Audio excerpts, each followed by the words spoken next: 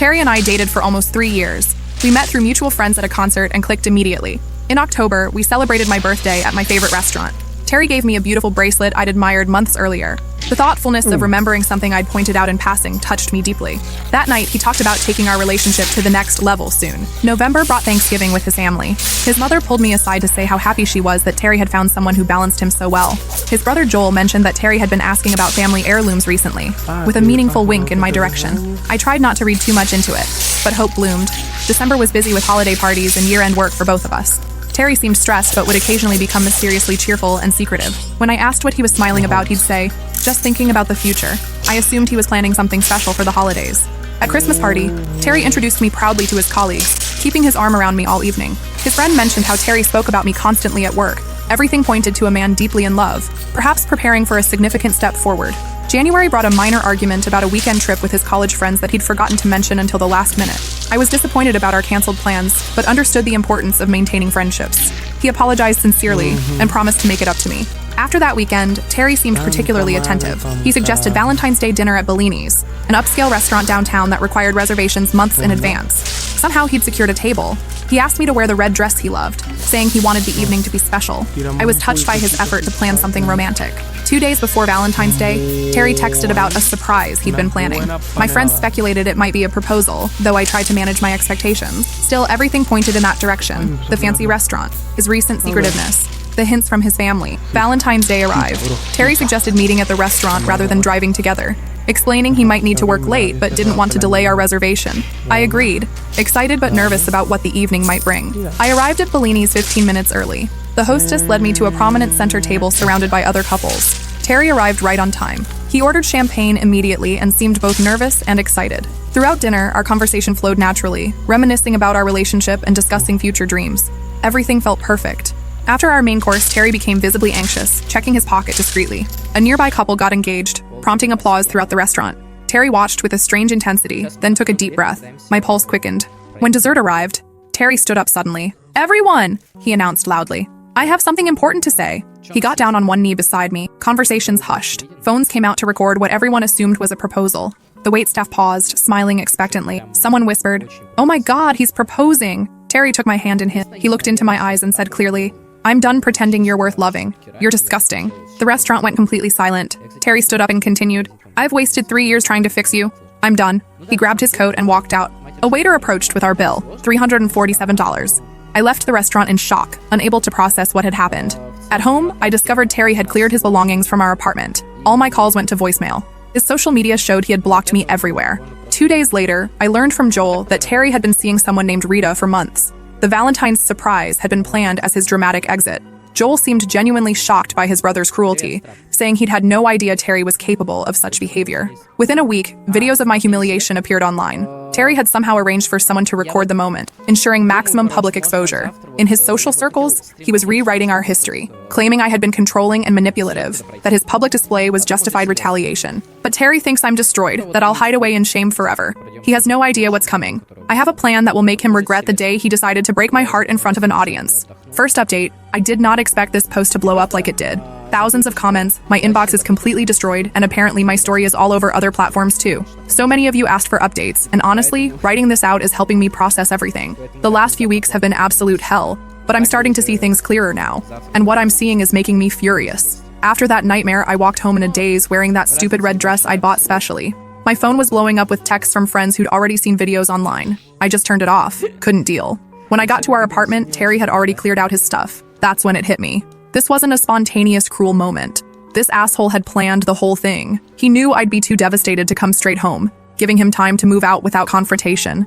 I sat on the kitchen floor until 3 a.m., just staring at nothing. When I finally checked my phone, I had hundreds of messages. One of the videos had gone viral.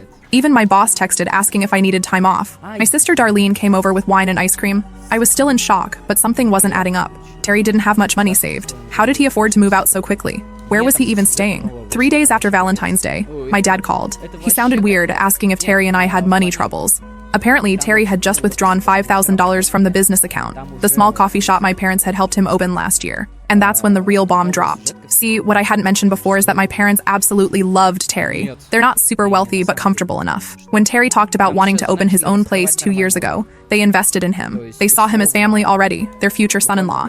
They paid for the lease deposit, equipment, initial inventory, everything. They even hired him a business consultant to help get things running. Dad assumed the withdrawal was for our engagement, maybe an expensive ring or a trip. But with what happened, he was confused and concerned. I had to tell him everything. The silence on the phone was deafening. Then Dad just said, very quietly, "We're coming over. Now." My parents arrived at my apartment an hour later. I've never seen my dad so angry. Mom was just devastated. They sat at my kitchen table while I showed them the viral videos of my humiliation. Mom kept saying she couldn't understand. They just had dinner with Terry and me 2 weeks ago, and he'd pulled Dad aside to ask for advice about the future. That's when Mom revealed something that made my blood run cold. They hadn't just helped with the coffee shop. They'd been paying Terry's student loans for the past year. They'd covered the down payment on his car. They'd even paid for his parents to fly in last Christmas because Terry said they couldn't afford the tickets. All because they thought he was going to be family. Dad pulled out his laptop and started going through bank statements. The more he looked, the worse it got. Large withdrawals that Terry had explained as business expenses or inventory. A second business credit card we knew nothing about. Mysterious payments to accounts we couldn't identify. Mom was crying by now. Not just because of the money, but the betrayal. She kept saying, "He sat at our table every Sunday. He called me Mom. How could he do this?" I was in shock all over again. Terry hadn't just betrayed and humiliated me. He'd been scamming my family for years, using their generosity and trust to fund God knows what, or who. That night, Joel called again, Terry's brother. He sounded awkward, like he didn't want to tell me something. I put him on speaker so my parents could hear. Joel confessed that Terry had been seeing Rita for almost a year, not just a few months like he'd initially said. Worse, Terry had been taking her on expensive trips, buying her gifts, even put a down payment on a condo they were now living in together. My mom interrupted, "What condo? Where?" Joel gave us the address. It was in the expensive part of town, a new development where units started at $400K. Dad's face went white. We helped him with that down payment. He said it was for a business expansion. Later that night, after my parents left, I went through old photos on my phone. Holiday gifts Terry had given me that seemed weirdly expensive on his supposed income. The watch last Christmas, the bracelet on my birthday, the weekend trips that were mysteriously comped or won in a contest at work. It was all my parents' money. Every bit of it.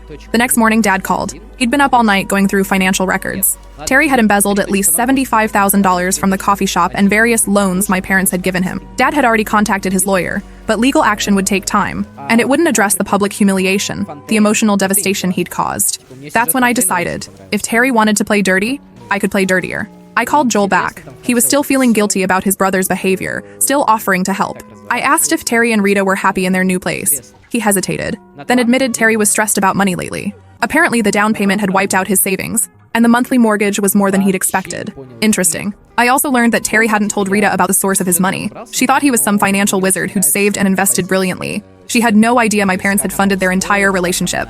Dad's lawyer advised us to move cautiously.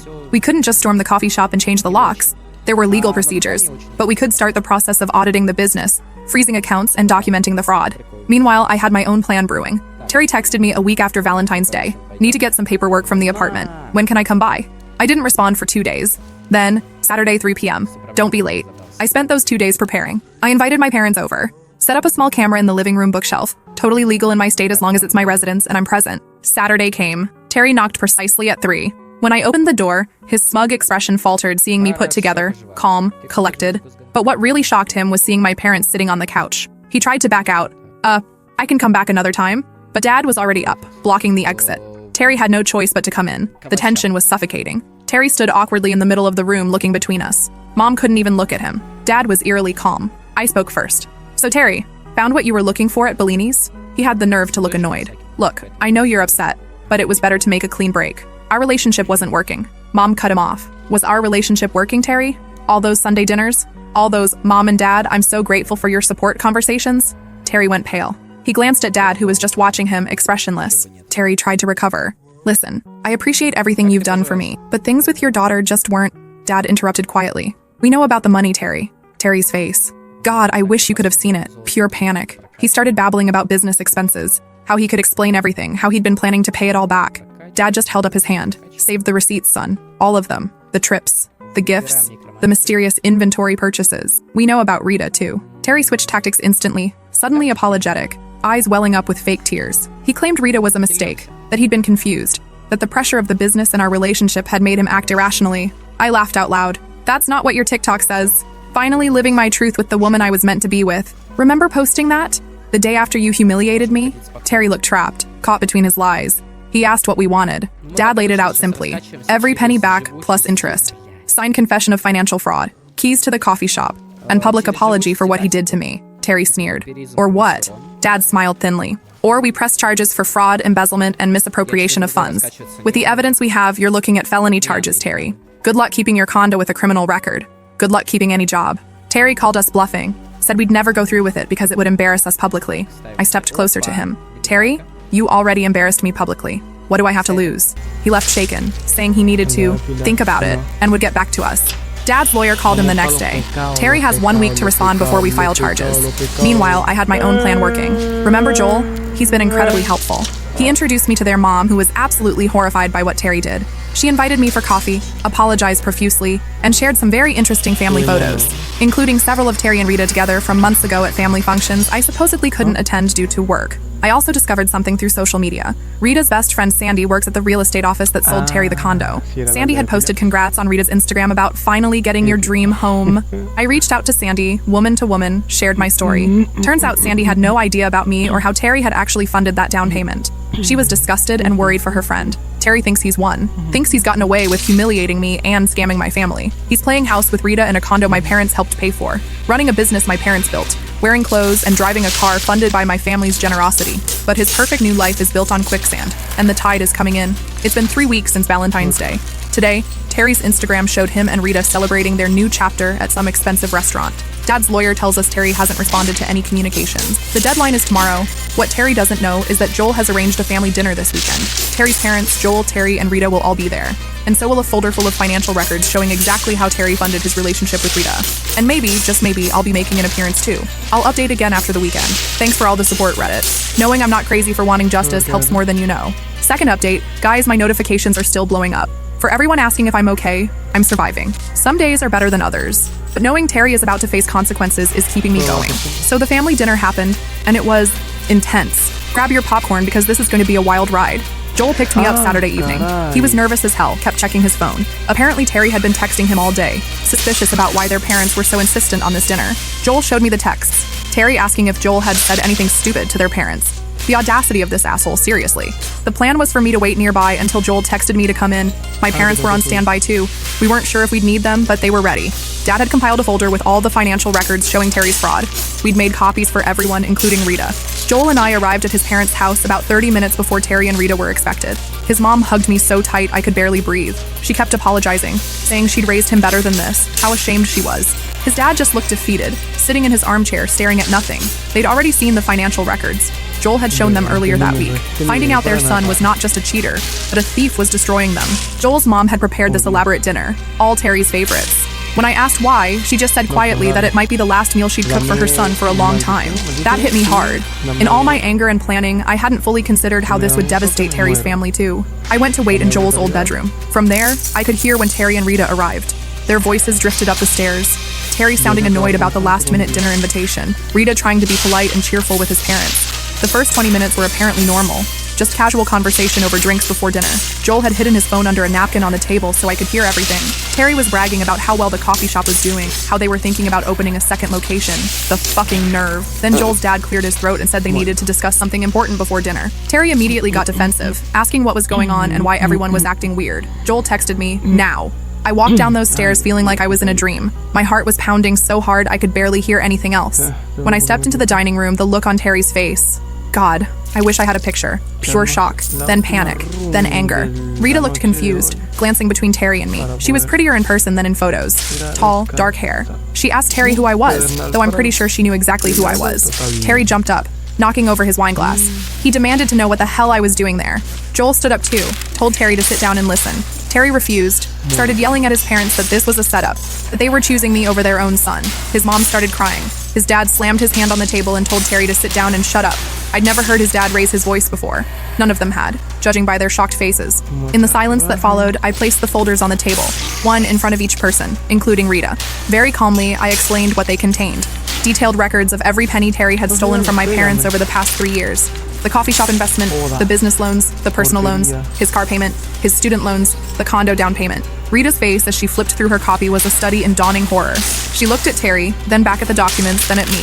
Terry tried to grab the folder from her, but she pulled away, continuing to read. Terry went into full damage control mode, claimed I was making it all up, that I was a psycho ex trying to ruin his life because he dumped me, said my parents had gifted him the money, that there was no expectation of repayment, that they'd practically forced their help on him. That's when Joel played the recording, the one we'd made in my apartment a week earlier, where Terry had basically admitted to the fraud and tried to justify it.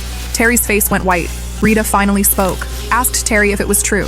Had he really used my parents' money to buy her gifts? To take her on trips? To put a down payment on their condo? Terry tried to spin it, said he'd been planning to pay everything back, that it wasn't a big deal, that all businesses use investor money. Rita's eyes filled with tears. She turned to me and asked if I knew about her all along. I told her the truth, that I'd only found out after Valentine's Day, that I'd had no idea Terry was cheating, much less stealing. She took off the diamond bracelet she was wearing, the one Terry had given her for Christmas, looked at it like it was poisonous, placed it carefully on the table. It was identical to the one he'd given me for my birthday. Guess he couldn't even be original with his stolen gifts. Terry was getting desperate. Started saying that none of us understood the pressure he was under, how hard he'd been working, how he deserved nice things after everything he'd done for my family. His mom asked what exactly he'd done for my family. Terry couldn't answer. That's when Rita dropped another bomb. Apparently, Terry had told her I was his crazy ex who wouldn't let go, that my parents were obsessed with him and kept trying to control his life with their money, that he'd had to publicly break up with me because I was threatening to hurt myself if he left. I literally laughed out loud, asked her if that made sense given the Valentine's Day video she'd surely seen. Rita admitted she'd thought the video seemed weird, but Terry had convinced her it was heavily edited and didn't show how I'd been screaming at him before he finally stood up for himself. The look on her face when she realized she'd been lied to about everything, I almost felt sorry for her.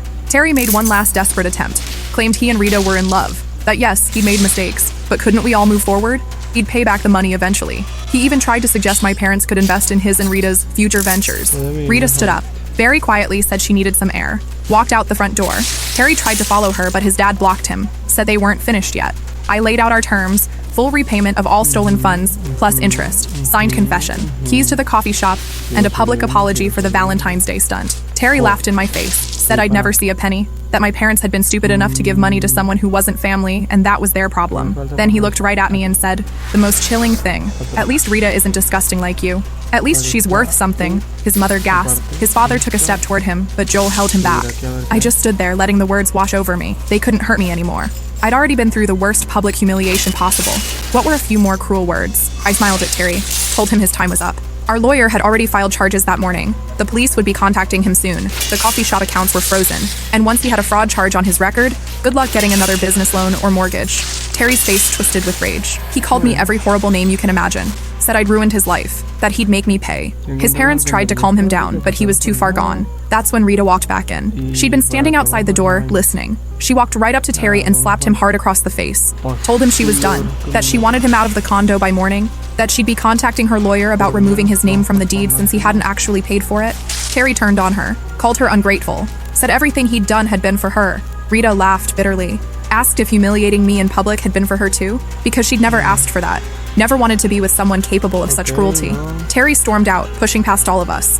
The silence afterward was deafening. Rita sat down heavily, put her head in her hands, asked how she could have been so stupid. Joel's parents just looked shell-shocked.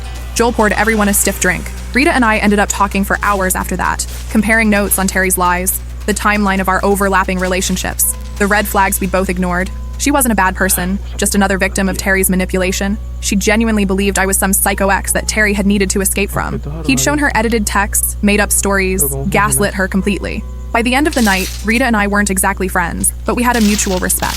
She promised to cooperate with any legal proceedings against Terry. Said she'd already texted her friend Sandy at the real estate office to look into what it would take to get Terry's name off the condo. The next morning, Sunday, my parents came over. They'd been nervously waiting for updates all night. We were discussing next steps when my phone exploded with notification. Terry had gone on a social media rampage. Posts on Instagram, Facebook, even Twitter, aka X, claiming I was trying to extort money from him, that my family was threatening him, that I couldn't accept that he'd found happiness with someone else. He even posted screenshots of supposed texts from me begging him to come back. Completely fabricated, of course. At first, I panicked. But then something unexpected happened. People weren't buying it. The comments were overwhelmingly skeptical. Many pointed out the timing. Why was he suddenly claiming extortion weeks after the viral Valentine's Day video?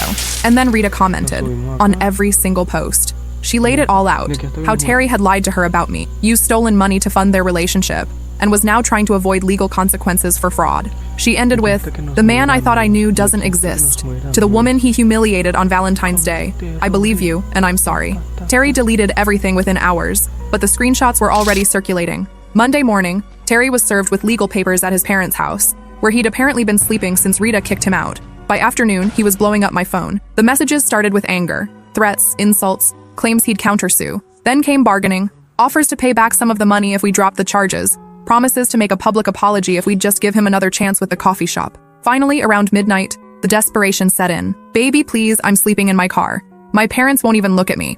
Rita's changed the locks. I'll do anything. I never meant to hurt you. This has gone too far."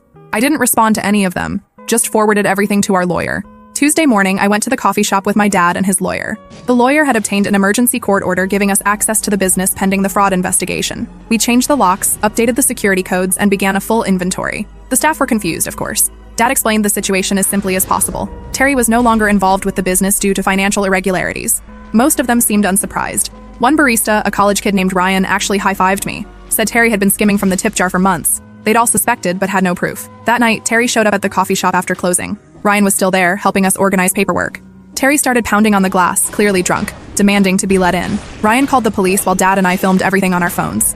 Terry was screaming that we'd stolen his business, that we were ruining his life. When the police arrived, Terry tried to claim he was the rightful owner being locked out of his own business. The officers asked for proof of ownership. Terry couldn't provide any because the business was legally registered to my parents. They ended up escorting him away with a warning about trespassing and public intoxication. Yesterday, I received a letter from Terry, handwritten, tear-stained, 8 pages long, all about how sorry he is, how he's hit rock bottom, how he never appreciated what he had with me, how the Valentine's Day stunt was the biggest mistake of his life. I read it once, then burned it in my kitchen sink. I'm not the same person I was 6 weeks ago.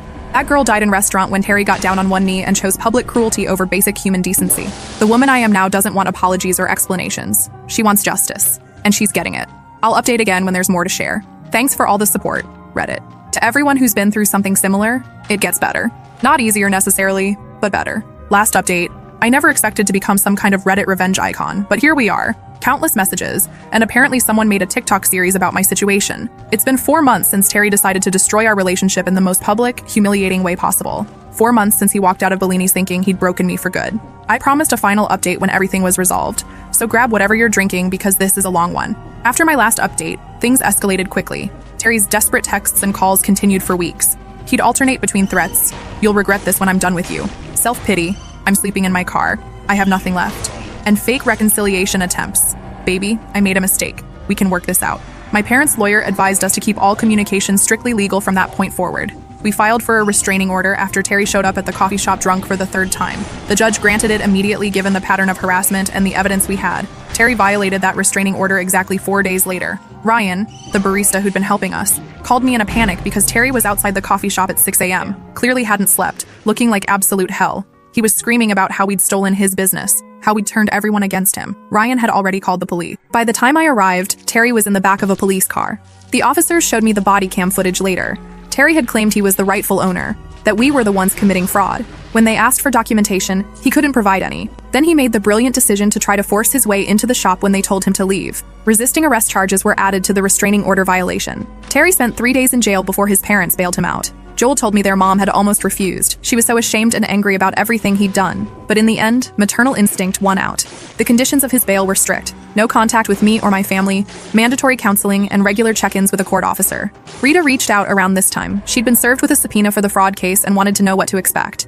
We met for coffee, not at our shop, obviously. She looked exhausted, told me Terry had been harassing her too, showing up at her workplace, sending emails from new accounts after she blocked his number. She'd filed her own restraining order. 2 weeks later, Terry's lawyer contacted ours. They wanted to make a deal. Terry would plead guilty to lesser charges if we agreed to certain terms, primarily a payment plan rather than immediate full restitution. My parents and I discussed it thoroughly. The lawyer advised that while we had a strong case, trials are unpredictable and can drag on for months or even years. A plea deal would guarantee some justice and let us all move forward. We agreed to the deal with specific conditions. Terry would plead guilty to felony embezzlement and fraud. He would make monthly restitution payments. He would formally relinquish any claim to the coffee shop. And, this was my addition, he would make a public apology for the Valentine's Day incident. Terry's lawyer pushed back on the public apology, said it wasn't relevant to the fraud case. I held firm, told my parents I'd rather go to trial than let Terry off the hook for what he'd done to me. That wasn't just about money. It was about deliberately, publicly humiliating someone who loved him. My parents backed me 100%. The negotiations went back and forth for days. Finally, Terry agreed to all conditions. He would plead guilty, make restitution, sign over the business, and make a public apology in the form of a statement that could be shared on social media. The day of Terry's court appearance, I was a nervous wreck. What if the judge rejected the plea deal? What if Terry backed out at the last minute? No. Darlene came with me for moral support. My parents were there too, sitting with their lawyer. Terry arrived with his parents, but they sat separately. The divide in their family still painfully evident. Joel wasn't there. He texted me that morning saying he couldn't face seeing his brother plead guilty to felony charges. Even though he knew Terry deserved the consequences, the judge reviewed the plea agreement carefully, asked Terry if he understood he was admitting to felony fraud and embezzlement. If he understood, this would create a permanent criminal record. If he was making this plea voluntarily. Terry answered yes in a voice so quiet the judge asked him to speak up. When the judge asked Terry to explain in his own words what he had done, Terry tried to minimize it at first. Said there had been financial misunderstandings and unclear boundaries about the money. The judge wasn't having it. Told Terry either he admitted to deliberately defrauding my parents or the plea deal would be rejected and we'd proceed to trial. Terry finally broke. Admitted he had systematically stolen money from my parents under false pretenses. Admitted he had used their investment in the coffee shop to fund his personal expenses. Admitted he had lied about business costs to extract more money. With each admission, his voice got shakier. The judge accepted the plea and reviewed the sentencing terms. 3 years probation, monthly restitution payments, 200 hours of community service, financial counseling, and the special conditions we'd requested, formal relinquishment of any claim to the coffee shop and a public apology. It was over in less than an hour. Terry was officially a convicted felon. He would never again work in finance or have easy access to business loans. His reputation was destroyed. Any future employer who did a background check would see the fraud conviction. Outside the courthouse, Terry's mom approached me. She looked like she'd aged 10 years. Hugged me tightly and apologized again for her son's actions. Said she and Terry's dad were still processing how their son could have done such terrible things. I felt sorry for her. None of this was her fault. The next day, Terry's lawyer sent over the signed business transfer documents and the public apology statement. The business part was straightforward. Terry relinquished all claims to the coffee shop and acknowledged my parents as the sole owners. The apology was not great, clearly written by his lawyer, full of vague phrases like, regret my actions, and acknowledge the hurt caused, without actually taking responsibility. I rejected it. Told our lawyer to send it back with a note. Either Terry writes a genuine apology that specifically addresses what he did, or we go back to court for violation of the plea agreement. 3 days later, we received a new statement. This one was handwritten, messy, with crossouts and ink blots. It was ugly and raw and clearly written by Terry himself. On February 14th, I deliberately humiliated my name at Bellini's restaurant. I planned it in advance, knowing it would cause maximum pain and public embarrassment. I said cruel things that weren't true because I wanted to hurt her. I did this while simultaneously stealing money from her family who had only ever shown me kindness and support. These actions reflect a profound moral failure on my part. The public story I tried to tell afterward was a lie. My name did nothing to deserve how I treated her. I am deeply ashamed and sorry for the pain I caused. I read it 10 times. It wasn't poetic or elegant, but it was real. It was the truth. I approved it for release. As agreed, Terry posted it on all his social media accounts. As for the coffee shop, my parents decided to keep it. They hired a proper manager and restructured everything. The staff stayed on, including Ryan. The shop is actually turning a profit now that Terry isn't siphoning money from it. Terry made his first restitution payment last month. It was for the minimum amount allowed under the agreement, of course. At that rate, he'll be paying my parents back for the next 15 years. A monthly reminder of his crimes. I won't be posting any more updates after this. This chapter of my life is closed. Terry will be making restitution payments for years, but I don't need to track them. His felony conviction is permanent. His reputation is destroyed. His actions have defined his future in ways he never anticipated when he got down on one knee. To everyone who supported me through this nightmare, thank you. Your comments and messages helped me feel less alone during the darkest moments. To anyone going through something similar, it gets better. Not immediately, not easily, but eventually. As for Terry, I actually ran into his brother Joel yesterday. We've stayed in loose contact since everything happened. He told me Terry's been texting him constantly, asking about me, whether I'm seeing anyone, whether I ever talk about him. Joel says Terry's convinced himself that someday I'll forgive him, that we might even get back together once he's paid his dues. I laughed so hard I nearly choked on my coffee. Update. Since so many people are asking, yes, the Valentine's Day video is still online despite numerous attempts by Terry to get it taken down. No, I don't watch it anymore. Yes, it still occasionally circulates when someone recognizes Terry at his new job and makes the connection. No, I don't feel bad about that.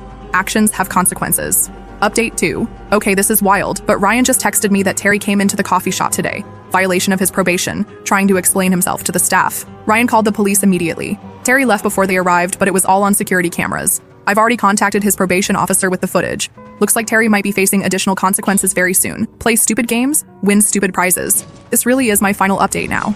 Thank you all for the support, the advice, and for reminding me that I deserve better than someone who would deliberately humiliate me for their own selfish purposes.